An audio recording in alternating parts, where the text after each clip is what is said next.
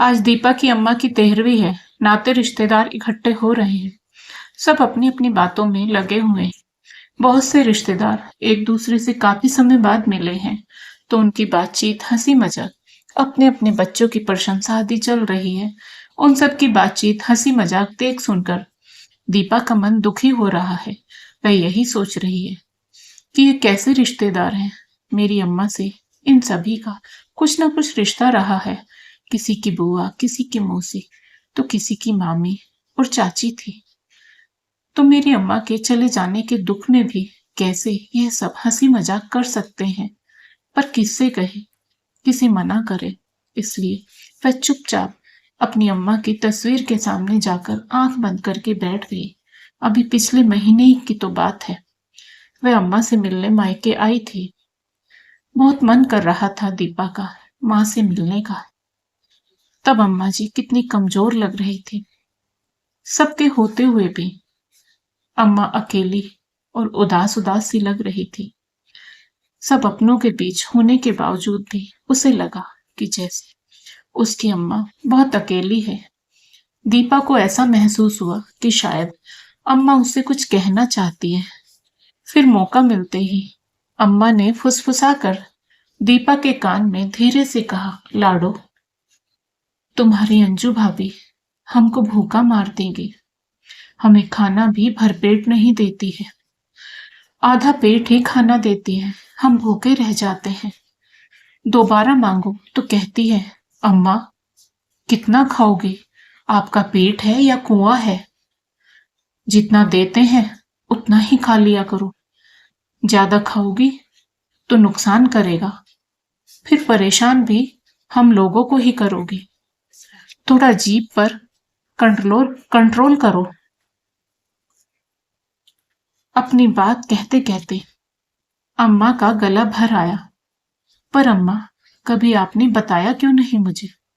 अम्मा की तकलीफ सुनकर सन्न रह गई थी दीपा और तुरंत अपने साथ लाए देसी घी के लड्डू में से कुछ लड्डू अम्मा को निकाल कर दे दिए और बोली, अम्मा ये अपने पास रख लो छुपा कर, जब मन करे तब खा लेना।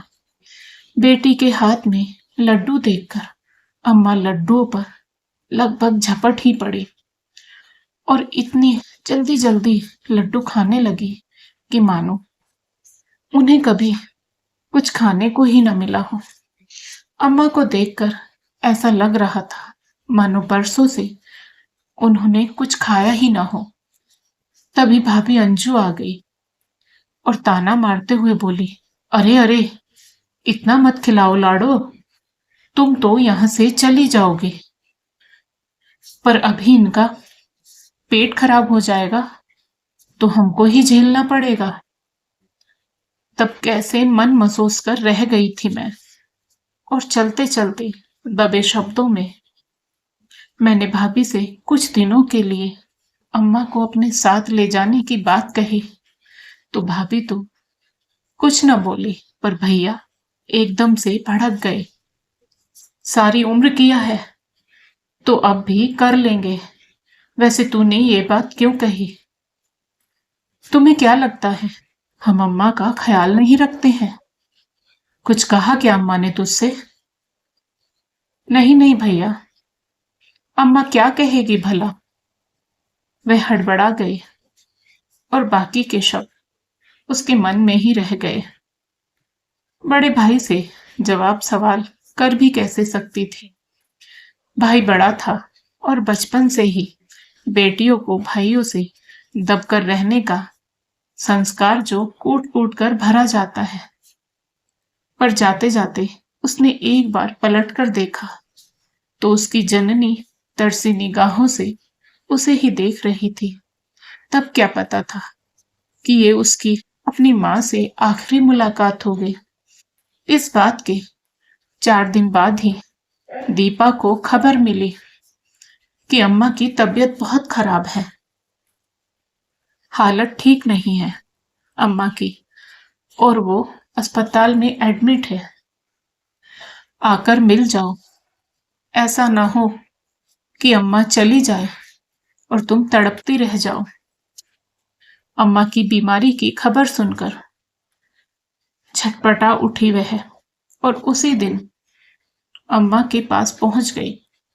अम्मा उस समय अर्धमूर्छित अवस्था में थी, उसको पहचान भी नहीं पाई। वह उनके कान में फुसफुसाई, अम्मा देखिए, मैं आपकी लाडू।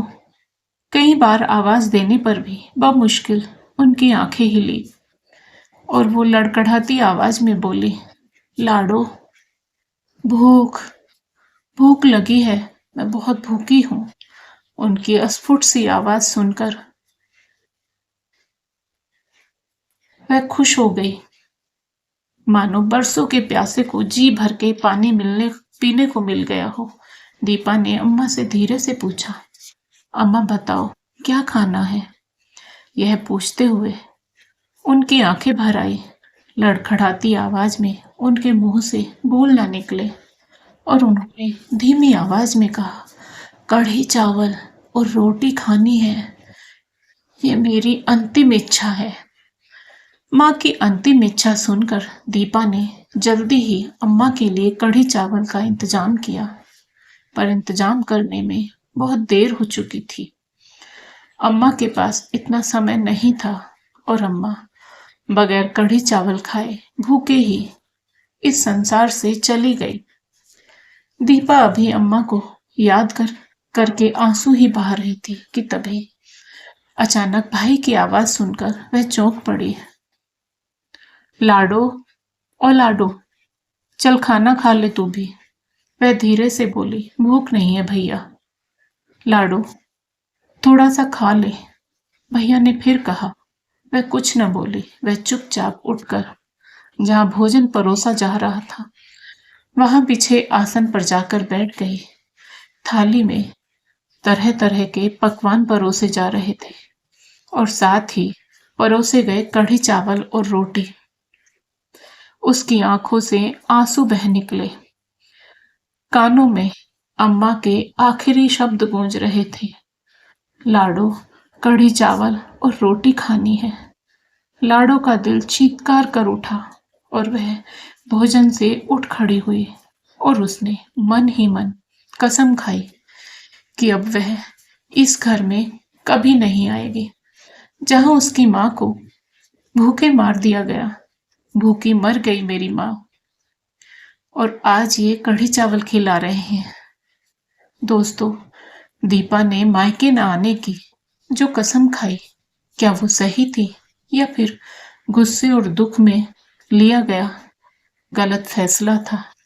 तो दोस्तों, आज की कहानी यदि आपको पसंद आई हो तो वीडियो को लाइक करें, शेयर करें और साथ ही हमारे चैनल को सब्सक्राइब करें।